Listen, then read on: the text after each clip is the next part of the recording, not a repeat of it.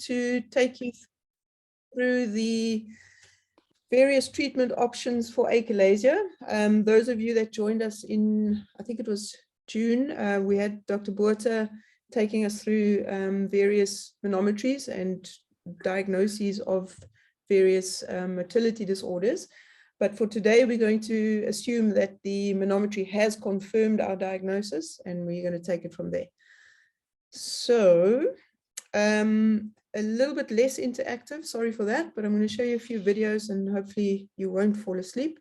But I think just for background purposes, when you look at the incidence, 0.3 to 3 per 100,000, but prevalence, which is what's actually sitting out there, is 12 per 100,000. And remember that any age can present with achalasia, but most will come to us 50-ish and plus. So remember, it's an inflammatory disease. It's characterized by esophageal aperistalsis with failure of distal relaxation, and it's due to a loss of inhibitory nitrinergic neurons in the myenteric plexus of the esophagus. Sorry for that.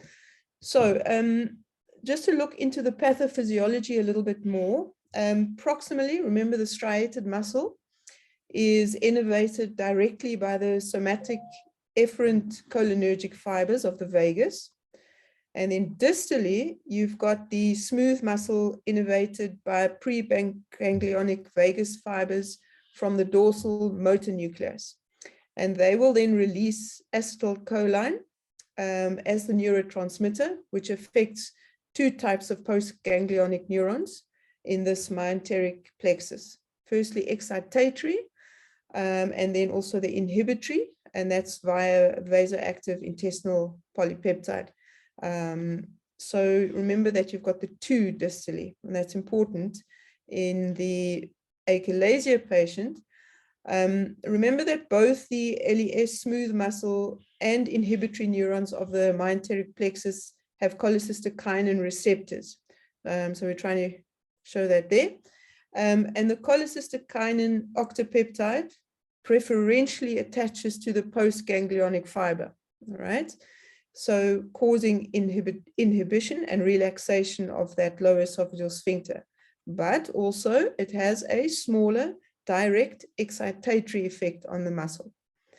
So normally when you have the cholecystokinin octopeptide attaching, it'll cause relaxation as it directly overrides the excitation effect. However, in achalasia, that postganglionic fiber is absent, and now you have that positive, although it's smaller, that positive effect is now unopposed due to loss of those inhibitory neurons, and as a result, you now get contraction there. So that's the background. There is a possible association, as you know, I'm sure you've all heard, between achalasia and parasitic or viral infections. This does seem a possibility, and also a autoimmune component, and that's been proposed with myenteric antiplexus autoantibodies being detected. In addition, there does appear to be quite a clear association with various autoimmune diseases, and specifically in those patients that are younger than 40. So there is a background there for sure. Just exactly how it's all working and coming together, we're not sure of. Presentation, you'll all have come across these patients, even though they are rare, they do come through your rooms. I think the interesting thing here is not what they present with, but rather the percentage of patients. So as regards solids, everybody will come with a history of solid causing dysphagia for solids. Majority for liquids as well. Volume regurg is a big thing, heartburn, whether it's chemical heartburn or whatever, that symptom is there. And then interestingly, which I am not quite sure of the answer, why the chest pain is predominantly at night. It's more common in the younger patients, but I don't quite understand why it's more at night, but it's definitely a nighttime thing. A lot of your patients will present to you with special tricks and techniques they've developed, or certain things they drink that have helped them to swallow a little bit better. And while there is weight loss, in the majority, it's often not a huge amount. When there is an enormous amount of weight loss, do be concerned for pseudoachalasia. And the sad thing about this is it's on average a good 4 years before a patient will have the correct diagnosis made. Remember your Eckhart score. I think it's important to try and take note of the patient's presenting Eckhart score. Then you can quite accurately determine whether you've had a positive influence with your treatment later. We won't go into more detail there. Just to say for the diagnosis, I think easy, you have to have those 3 things: endoscopy, swallow, and manometry. Here you see quite a classic esophageal picture with achalasia, that foamy froth that sits there. If you see that, it's not normal. You must have dysmotility in mind until proven otherwise. The distal pop that we speak about, you can see there your OG junctions close, and as you get closer and a bit of pressure, you pop through nicely. There's no actual hold up to your scope, and that's classic as well. Then also to remember that 50% of scopes will be actually completely normal or reported as normal if someone else has done it. So your scope is not the end all. As regards your contrast imaging, I think timed barium swallow is regretfully a dying art form. Here you have a few images of some tortuosity, some rat's tails or bird's beaks, whatever you want to call them.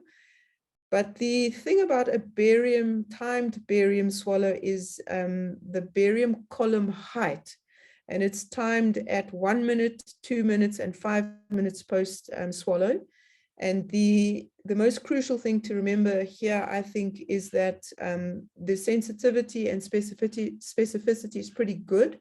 And specifically at more than 2 minutes, more than 5 minutes, if you have a 2 centimeter column, you should definitely be thinking of an untreated achalasia.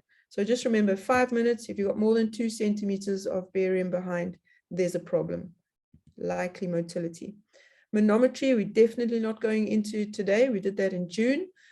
Just to remind you of the classic pictures of type 1, 2, and 3, and that the Chicago 4 classification is now the one to go for, and the disorders of OG junction outflow are classified together.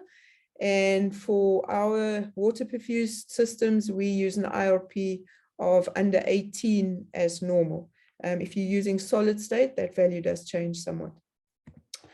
Just briefly, one thing we didn't discuss with the June talk on manometries is that 60% of achalasia patients will have an associated upper esophageal sphincter dysfunction.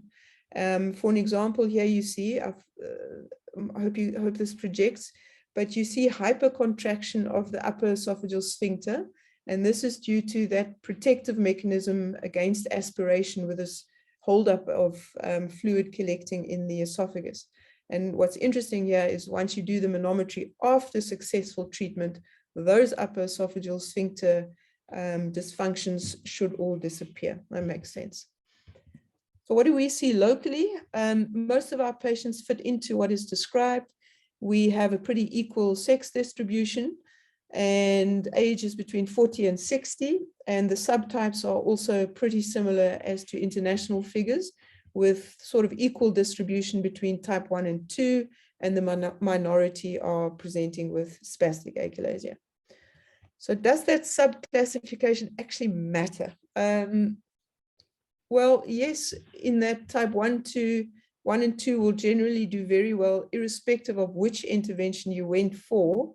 But I think it's terribly important to exclude the type 3s from the start, not exclude, but know about them, as these patients definitely won't have such a good outcome, and you should definitely be offering them a longer myotomy with their associated chest spasms. So here, these patients should be referred, if at all possible, for a POEM. But as regards statistically significant difference after myotomy, not really. Again, we'll all know this, but just to mention again, all therapeutic interventions are palliative in that you're just improving the symptom. You can't change the course of the disease. We're going to start off I'm not going to mention pharmacological. I don't think there's any place for it. It doesn't really work, and it's not a long-term option. So let's talk about what does work. There's no doubt that Botox does have a role to play. In my mind, Botox has got three main indications. Firstly, as a treatment option in a patient not fit for anything else. And the literature mentions if you have a life expectancy of approximately 2 years, repeated Botox is then very cost effective and probably the way to go. In addition, in our unit, we will occasionally use Botox as an aid to diagnosis in patients with a difficult interpretation of the manometry, or alternatively to tide someone over until they're able to have a more definitive procedure. Perhaps they're writing exams or they've got a wedding to go to, something like that. But I do think, you know, every now and then you get someone who wants repeated Botox. I don't think that's a good idea. There's definitely resultant fibrosis the more often you do that. And then doing a definitive proper procedure at some point becomes more tricky. Those tissue layers are quite sticky. So I think it's a temporary thing for very specific indications. It's not difficult to do.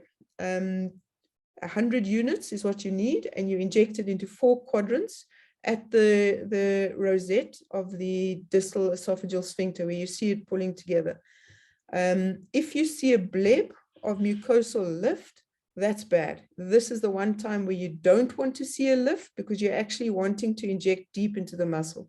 So then you are too superficial and you've wasted that 25 units of Botox. So you must be deeper. You don't want to see a lift. So just to summarize Botox, yes, it's an outpatient procedure. It's super popular in the community. It's easy to do. It's jolly safe. The best response is seen in the older population and those with type 2 and 3. There is, it's a good treatment option in someone with high comorbidities. We've mentioned that. In younger patients, the symptoms occur quite frequently very soon. And it's quite which I haven't tried yet, but it's got a niche use in pregnancy. And obviously in those patients on short-term aggressive anticoagulation for whatever reason. So Botox definitely stays with us as an option. Now, pneumatic balloon dilatation, very effective if it's performed properly and with a graded approach. That's the key here. I think sadly what happens usually, unfortunately, is patients get one dilatation and then they're told to come back PRN. That's not how it should be done. And that's also not going to give you the best long-term results. So a graded approach includes a routine second dilatation at a defined interval and possibly even a third one if still symptomatic. And the recommendation is definitely always to start with a 30 and then you increase by 5 millimeters in diameter every time. You should not go straight to a big balloon and hope that you're going to do a job once off, as the perforation risk is then pretty much, a lot scarier. So don't do that. Start small and go graded up. That's the safest approach. The trick is to inflate the balloon such that you see the waist in the middle of it, and you inflate until you see that waist disappearing. And you shouldn't go much further than that. I personally have to admit that I find balloon dilatations quite scary.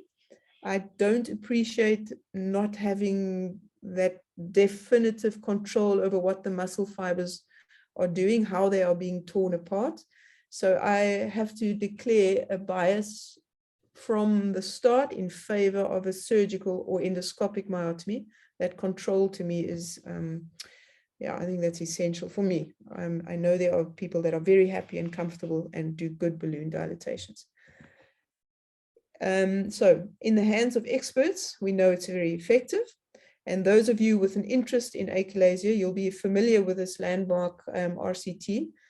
It was a bit of a disappointment to my delicate surgical heart. Why are the physicians actually doing better here than the surgeons? But thankfully, there's always a but. But anyway, for the first 2 years, the graded pneumatic balloon dilatation approach is comparable to a laparoscopic Hellas. So that's good. However, two messages as regards balloon. Remember, there's always a subgroup of patients who will probably not do so well with the balloon dilatation. And these include younger patients, males, those with very high IRPs on their manometry, those with a lot of chest pain beforehand, or quite a significant esophageal dilatation diameter, or significant delays with emptying. And then secondly, second point to make is that dilated patients tend to start representing with recurrent symptoms as the years go by. So, so there's definitely, balloon dilatation is not perfect, let's put it that way. But at 2 years, a very good outcome. So to summarize balloons, yes, outpatient procedure, but make sure you have very good sedation, if not a quick general anesthetic. You do not want someone retching or coughing against a blown up achalasia balloon. That's a disaster. So if you do it properly, low complication risk, it's very cost effective. And as we said, good results in elderly patients and females. A good quarter of them will come back for some other procedure with recurrent symptoms. And as we said, it's equal to a Heller's for type 1 and 2s. Minimal reflux risk. But the side effect is there's a limited number of gastroenterologists comfortable during pneumatic dilatations. And I'm also put myself in that group. So let's talk a little bit about a Heller's myotomy, and then we'll decide who to give what to. A couple of things I just wanted to point out. That firstly, the trick about any OG junction work is that your camera port, this one, should be a hand's breadth from your Ziffy. If you do it supraumbilically, you potentially will be too far away with your instrumentations to offer a good dissecting view of the OG junction. So rather measure from the top down. That's the best way to do it. My right hand port is always a 10 millimeter port, and that is specifically to be able to put Ratex swabs down the port such that I can swab away any blood. I'm honestly not a fan of a suction near the exposed mucosa at all. I think that's quite frightening. So rather get a bigger port and you can put some swabs down there. So essential is obviously good exposure with adequate elevation of the left hemiliver. Avoid too much mobilization, just expose what you need. And that's obviously the anterior surface of the distal OG junction and esophagus. I never mobilize posteriorly. You can use whatever you like to divide the myotomy. To me, using an energy device, you're pretty brave if you do that. They get very hot. So I prefer tearing the muscle apart by blunt dissection. You can see here we're using 2 Marylands, and the dissection here continues under the vagus nerve that's lying across the anterior view there. It bleeds a little bit more for sure, can't deny that, but here we have the option of our bigger port with the Ratex swab that's able to go down. But I think the touching of the myotomy, of the mucosa with a hot instrument, you're going to have a delayed perforation by tomorrow morning. I measure my completed myotomy roughly against an instrument and then judge the centimeters as regards length. This is not accurate. It's just an indication of, do I need to start thinking of coming to the end of my cut, or where am I going? The best thing though is to look where your angle of His is roughly and be sure that you've gone at least 2 centimeters distally. To determine an accurate myotomy length is important, but it's tricky. So most people will go 5-6 centimeters up and 2-3 down. I'm going to define that a bit better later. There are different ways to exclude a leak and also to see how far you've come. We like to do an intraoperative scope. We place the patient head down. We pour some saline in to cover that myotomy. And then on insufflation with the scope, you can actually see if there are any bubbles in the water or not. What you do appreciate here, hopefully, is how jolly thin that mucosa is. You can see the capillaries there. It's very scary, and it must be an absolutely very slow and careful scope that you push down. The other way to do it is you can put down a nasogastric tube, and through that you can put some methylene blue, And then if you see that, obviously on the laparoscopic side, that is indicating a leak. I prefer a scope. And the other nice thing about a scope, if you don't see any blood on the inside, hopefully there hasn't been any inadvertent perforation. I do hope this projects, but there on, you can see now here the Z line projecting there, and then here that light shining through from the laparoscopic side where the myotomy was performed. And this is nice too, because you can now confirm that you've actually got a good distal myotomy and an adequate myotomy proximally. So the scope has two benefits. You can see your myotomy is adequate and you can exclude a perforation. So I'm a big fan of that. There you can see the myotomy shining through. Again, scary how thin that is. So a few points in general as regards how long should your myotomy be. It's obviously the distal gastric myotomy length that's the issue. In 2003, Olschlager et al. Published that a 2 to 3 centimeter gastric myotomy gave the optimal results as regards outcome with dysphagia relief with a Hellers. Now, we all know that the further down you divide the muscle on the stomach side, the thinner those tissues get. And that's actually usually the spot where you make a perforation. So you have to sort of balance between what's the safest, yet what is the most effective length of distal myotomy.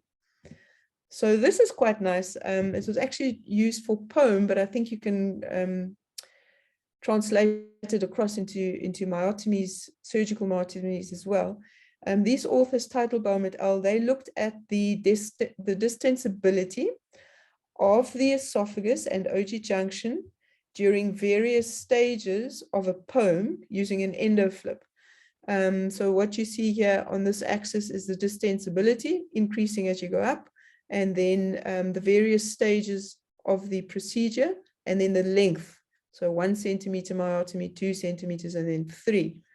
And then what's interesting is that what you can see nicely from their results is that once you divide here, that's 2 centimeters, but once you divide beyond 2 centimeters, there's very little increase in distensibility. So there doesn't seem to be much benefit in actually going beyond 2 centimeters on the distal side. And as we said, those tissues get thinner and thinner. So if I can avoid that perforation because I'm not benefiting by increasing that, I'm not going to go more than 2 centimeters. So that's sort of what we aim for. Next question is, do you funduplicate or not? I think personally, this is one of the good advantages of a Hellers. So yes, when we do a Hellers, we offer a simultaneous anterior partial funduplication, or even an angle of His augmentation, but the angle of His, making that angle more acute, that to me is the step to do. How you do it is up to you. You can also do a posterior wrap with a toupee, but to me, and this is my personal opinion, I have to stress that, to me it's counterproductive to do a posterior wrap. In my mind, the less mobilization of the anatomy compromising the normal anti-reflux barrier, the better. So I'm not a fan of doing a posterior dissection such that I can do a toupee. So I would always do an anterior. I also think you're rather brave to do a Nissen, meaning a full wrap. I think any potential holdup is not a good idea. So I would never do a full wrap. Again, that's my personal opinion. I would stick to a partial anterior. That's all good and well. What do other people do? This is a bit old, this article, but still quite interesting. So what are other surgeons doing following their myotomies, Heller myotomies? So first of all, most people do add a partial wrap. From what you can see here, 50% are doing what we are, a partial anterior, and then a minority are doing a posterior wrap. And then the very brave 20% here are doing a Nissen. And then there's a small percentage of patients, of surgeons that aren't offering a funduplication. What you can do, if you say you don't want to do that, you can offer, as I said, an angle of His augmentation, where you preserve that angle of His, and that acuteness is the most important thing. And that's actually been reported to have comparable outcomes as with a conventional Hellers and an anterior fundoplication. All it means is that, perhaps look at the sketch up here, it shows it a little easier, that angle of His, you are closing that up, making that more acute. And here you can see the surgical options, surgical images, where you attach the fundus to the patient's left opened myotomy. So I like this concept too. Again, I think it's the angle of His that makes everything work as regards reflux. With an adequate myotomy, post-op, your day 1 swallow should show much improved flow, first of all, and then your diameter of your pre-operative esophagus is immediately visibly narrower, so that's a good swallow. So to summarize, the Hellers at the moment still the gold standard. It's widely available. It's effective for absolutely everybody. Should probably be your procedure of choice in young men, especially those with chest pain. It's preferred in patients with a large sigmoid esophagus, those with any epiphrenic diverticuli, you can address that simultaneously, and also those patients with hiatus hernia. Somebody once said to us, you don't get achalasia and a hiatal hernia together. That's not true. We've seen that on occasion, and so I don't think that's true at all. Hellers most effective in type 1 and type 2s, but yes, despite your anti-reflux procedure, there is still a moderate risk of reflux. So let's quickly look at the procedure of a POEM. Firstly, first step is to actually go down and take a look and measure where your lower esophageal sphincter is. And then you move up 12 centimeters or so above that, proximally, and that's where you create your mucosal entry point. So you inject with, we inject with methylene blue saline, and that first injection we do put in a little bit of adrenaline to try and keep it there a little bit longer. And then you create your tunnel, your submucosal tunnel, either at sort of between 3 and 5 o'clock. I tend to keep my tunnels at 3. But some people definitely prefer the more posterior approach. And the idea is that that angle of dissection avoids obviously coming down the wrong side. If you're going to come down that side, boom, you're going to hit the angle of His and you're going to go nowhere. So you have to stick to the patient's right. So first step, as I mentioned, you can see the tissues here are blue. We lift that with saline and methylene blue. I always put a cap on the tip of my scope so you can burrow. It's a tapered cap. Beautiful little cap, helps you to enter that quite nicely. What knife you use is up to you. I use a triangle tip knife.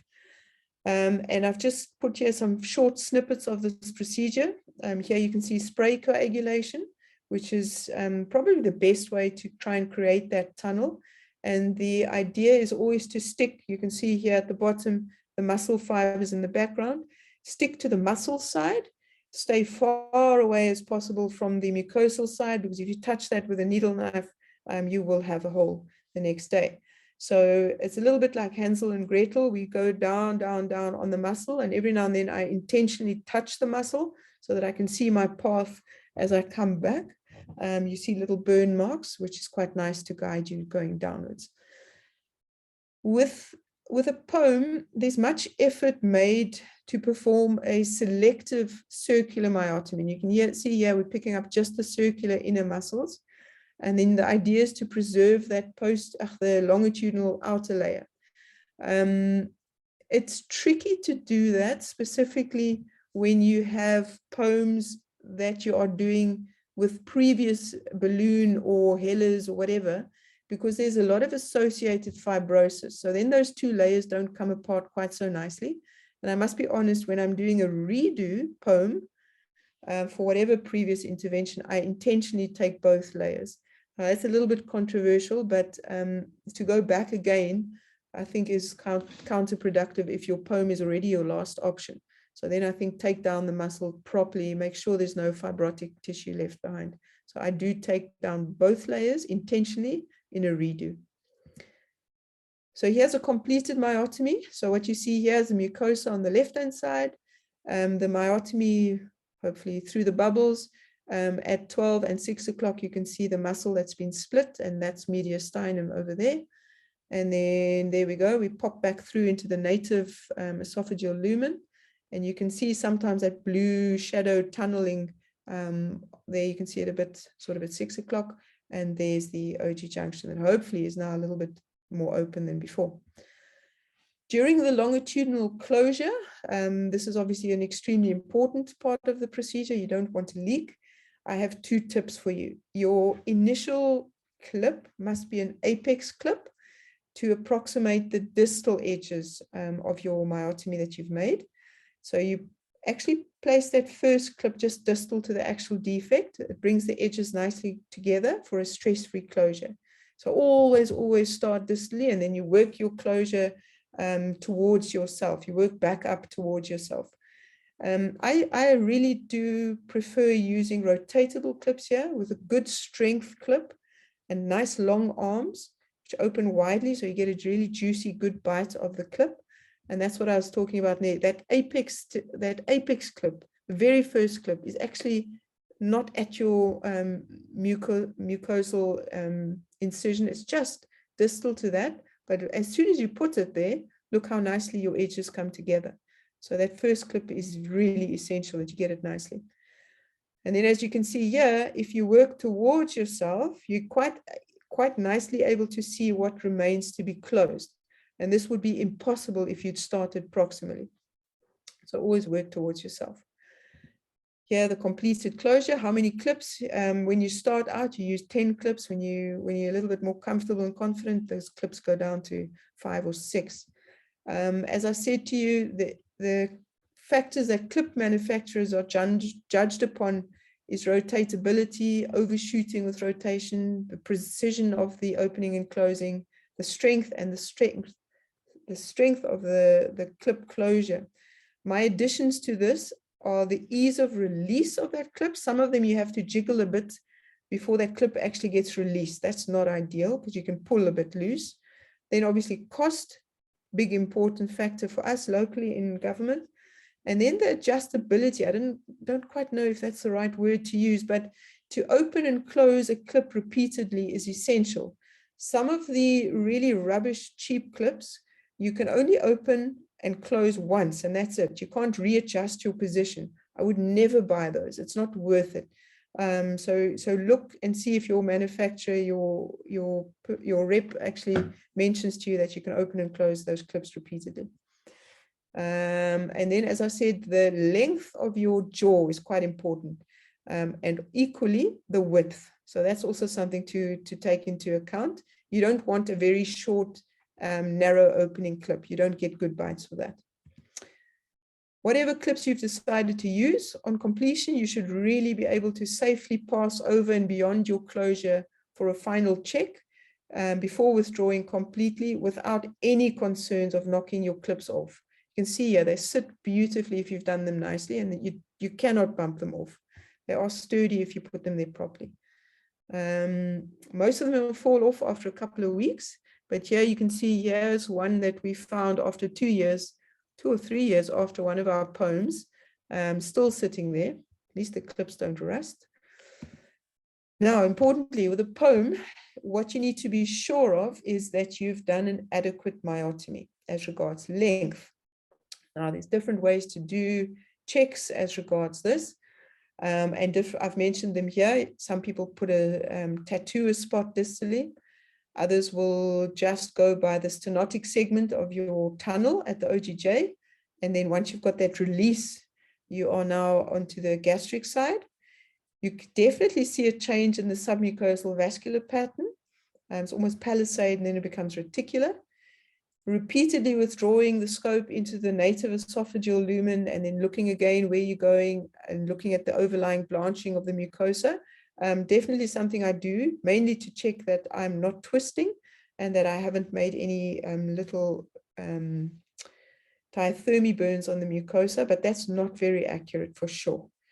Measuring your myotomy length, also not very accurate, but at least it gives you an idea. If you thought your OG junction was at 42 and you're now cutting your myotomy at 44, you might be in the right place. What is accurate is the 2-scope technique. And here, the double scope technique confirms your length by visualizing the light from the tunnel aspect. And that's probably a good way to do it. It's a bit fiddly trying to find a second smaller scope. Your anesthetist might be able to give you their bronchoscope. And that's the one you should probably go down through the native lumen. If you're an expert, then the penetrating vessels on the circular muscle along the edge of the oblique in the area of the cardia are very clear to see if you're lucky. I don't always see it. This is not my image, obviously. This is from Tanaka et al. And this is expertly done. You can see the dissection beautifully. And the blue arrows are actually indicating the oblique fibers. I'm not sure if you can see it, but you can see them sort of running down rather than circular anymore.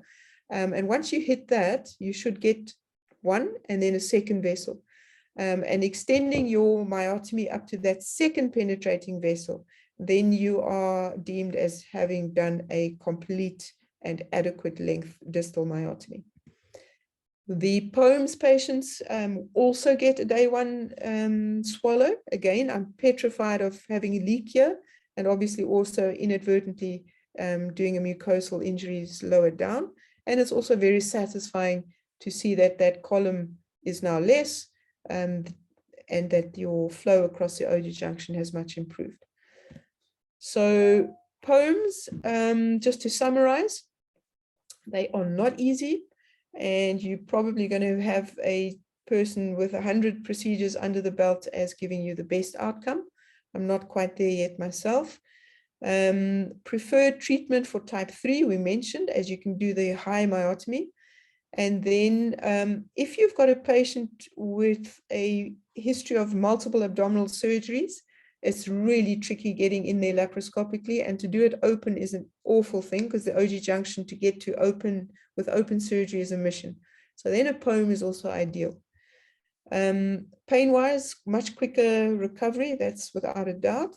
But, and here's the big but, as we all know, a much higher risk of reflux, and the majority will end up on proton pump inhibitors. Issues with medical aids, internationally reported as improving, locally not, it's still an issue. So now we must come and chat a little bit about what about the comparison between the two, which is now actually better. I don't think there's an absolute answer. Let's talk about a few things. First of all, effectivity, slightly improved as regards dysphagia outcomes with POEMS. There's a couple of articles, nice articles that will report that. As we said earlier, definitely more reflux though. Is there any difference as regards subtypes of achalasia? Yes, I said before, type 3 deserves a POEM. Everything else is similar. So remember to refer for a type 3 at least. Pediatric achalasia, Hellas has always been the standard. There are enough reports of POEMS being performed in the pediatric population, safe and effective, and children as young as 2 have had their POEMS performed. Now, to me, this is again a personal opinion. What is the point of doing that, in that you are dooming someone of that age to reflux? So anyone who has a POEM in adolescence or childhood should follow up with a fundoplication. So why don't you just do a Hellers and the fundoplication at the same time? So for me personally, unless it's a type 3, which is very seldom in peds, I would always offer a pediatric achalasia, a standard Hellers myotomy with an anterior fundoplication. What about complications? And the big thing we're all scared of is obviously an inadvertent mucosal layer injury. This is quite high to me. Intra-op 12%. I don't know, that seems very high. Late reported similarly, so that's good. I think the late one is the important one. These are obviously noted immediately and sorted out, but yeah, 12% to me is high. What about reflux? Now that's the big thing. POEMS almost half of your patients will end up with some degree of reflux symptoms, and a good percentage will actually present with erosive esophagitis. So definitely an issue. And interestingly enough, BMI and a previous balloon dilatation will predict, are independent predictors of reflux post-POEM. BMI, I can understand. The balloon, I don't quite know how that works. The Helles with a fundoplication is not a given that you're not going to have a reflux issue at some point. It's definitely less, but it's something still to be aware of. It is an issue. So the second sort of landmark RCT came out 2019, again in the NEJM, and these are some of the same authors and some of the Japanese authors too. Isbiki is in here. And this was a randomized trial of 221 patients between pneumatic balloon and Helles, laparoscopic Helles. Sorry, not balloon, between POEM and laparoscopic Helles. So this is the RCT that we were all waiting for. And what you see here is two things: the resolution of dysphagia symptoms and improvement in esophageal function is similar. So that's good news. So whether you do either, your dysphagia score post-operatively is going to be pretty good. So that's good news. That's reassuring. But absolute definitive proof that the POEM group, the GORD and esophagitis are twice as high, 44% compared to the laparoscopic Helles, which is sitting at about 29%. So that is definitely something you are obligated to discuss with your patients, that a POEM, while it works well, has its issues. As regards the learning curve, they say a Helles takes you 16 cases, then you should be very comfortable. A POEM, if you're an experienced interventional endoscopist, 13. And if you are not, then you need about 20 to 40 for efficiency and 60 to be quite comfortable. What about cost? Funnily enough, POEM and Helles, pretty much the same. They are obviously both done in theater. Roughly takes me, to be honest, the same amount of time.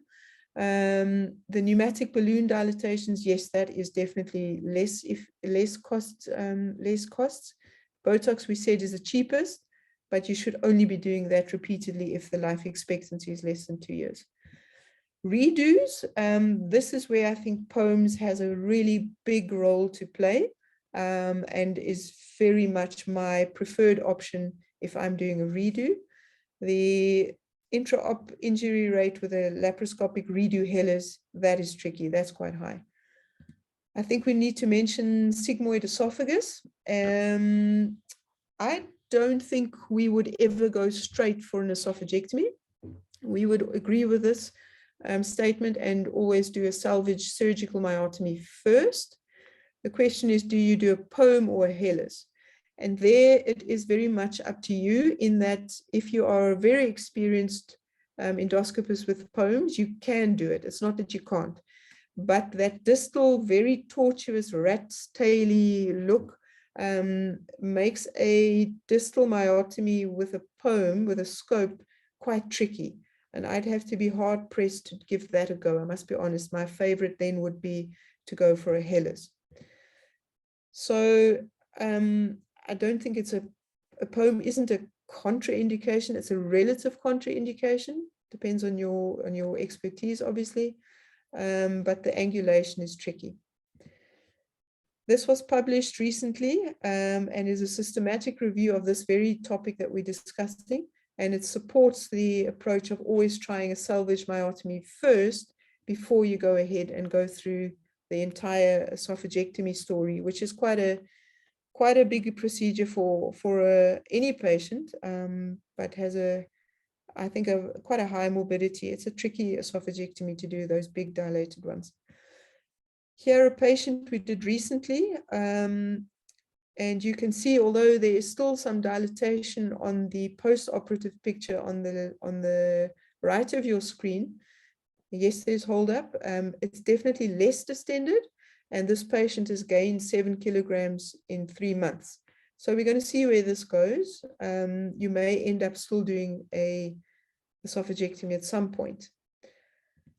To finish off, I think, and this is my opinion again, this is just for me to say what we do here at Grooteskuur. I think we're quite fortunate in that we're able to offer both procedures. I do think this allows you to individualize better rather than making your patient fit the procedure. So yeah, I think let's look at this bottom here. My personal opinion is to, as I said before, to offer all revisions a POEM. For those terribly tortuous sigmoid esophageal patients, I would offer a Helles. Those with a hernia in association with the achalasia, definitely I would do a Helles with a partial fundoplication. And my preference is an anterior wrap, as I said. Don't like doing the posterior dissection. Type 3, please, definitely must come for a POEM. My younger patients all will get a Helles with a simultaneous partial fundoplication. And then, of course, you have to take into account patient preference, but I think they must make that, you know, you do get situations where you can go either way, absolutely safely. But there you have to make sure that you are counseling very well. The patients do have to be aware of the pros and cons with each procedure before they can make that decision nicely. So that's it from my side. I hope I've taken you through some of the thoughts that I have as regards treatment options. And the only thing I would never consider is medication. Thank you, Prof. Thanks very much, Galya. Really appreciate that. Sorry, I came back. I'm not sure if it's a load shedding glitch or just a glitch, but forgive me for leaving you in the lurch at the start.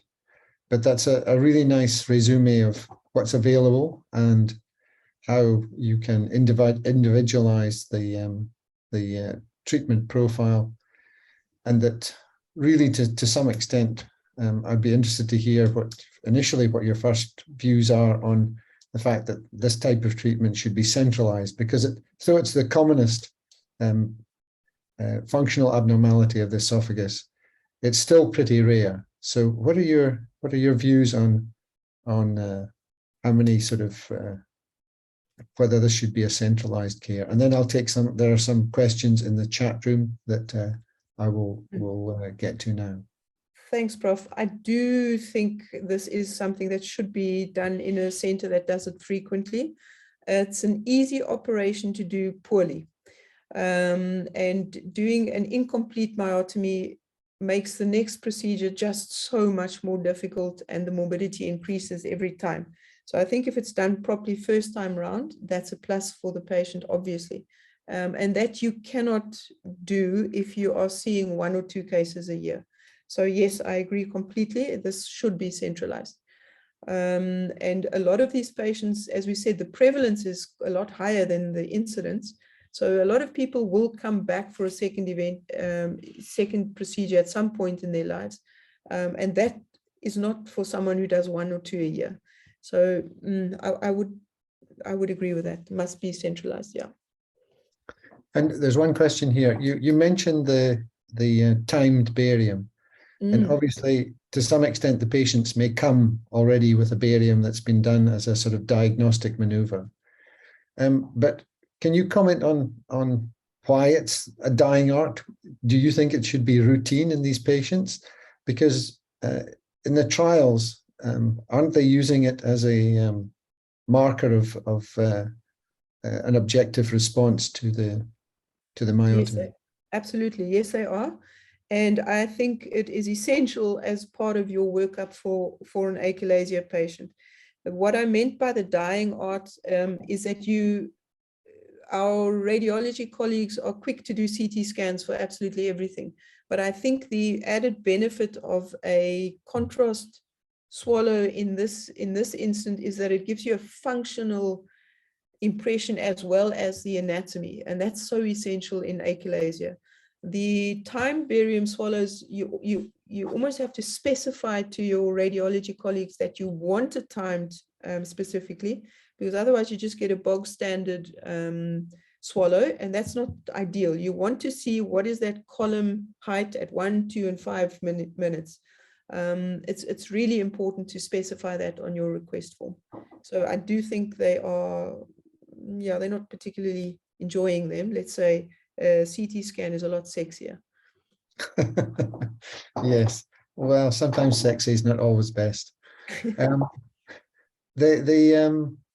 The other thing was, I think you've answered it with your last few slides regarding resection or myotomy for the sigmoid esophagus. But my question to you is the opposite. Now that you've got manometry and patients may be going for manometry after OGD or esophagoscopy, to what extent do you think that the barium study is likely to be less impressive than it used to be? Certainly when I was doing it, we wouldn't really countenance the diagnosis unless we saw this sigmoid bird's beak. So does the advent of manometry lead you to lesser degrees of classical barium appearances? Yes, I think so, absolutely. We definitely pick up a far bigger amount of early achalasias, if you can put it that way, compared to the classic rat's tail. We've got a few where you're sort of sitting on the fence looking at that swallow. And then Dr. Botha comes back and gives you a beautiful aperistalsis and a raised IRP. And there's your answer. So yeah, for sure. And I do think that that then has created less.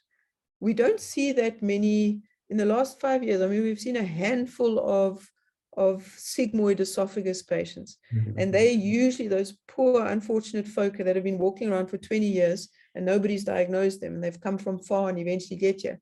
But that is something we saw more often than now. And I also do think the other thing about the sigmoid esophagus, perhaps a bit off the point, but you can do a beautiful myotomy, adequate top and bottom lengthwise, and the patient goes off happy into the sunset. But that patient can come back 20 years later, despite that normal, beautiful myotomy was done, your disease progresses in the esophageal body. So you may still end up doing an esophagectomy despite a good myotomy. So I don't think, we do them every now and then, but it's definitely something to try and avoid. We all know that. The other thing is, you did mention the use of the barium or a water is it a barium or a water soluble that you do post-procedurally? And in particular, the question from Acqui was in relationship to the pneumatic dilatation. But do you do them after all treatments? Oh, sorry, I didn't make that clear. The post-procedural swallow must be a water-soluble swallow, for obvious reasons, if you need to do something about it. And to answer the second part of your question, I do it for absolutely everybody, no matter how happy I was. I sleep better at night knowing that post-op day 1 swallow doesn't show a leak. And let's be honest, it's also lovely to have a nice comparison to the previous pre-op, which is a barium. So yes, always, absolutely everybody, balloon, myotomy, surgical myotomy or POEM, everybody would get it in my books.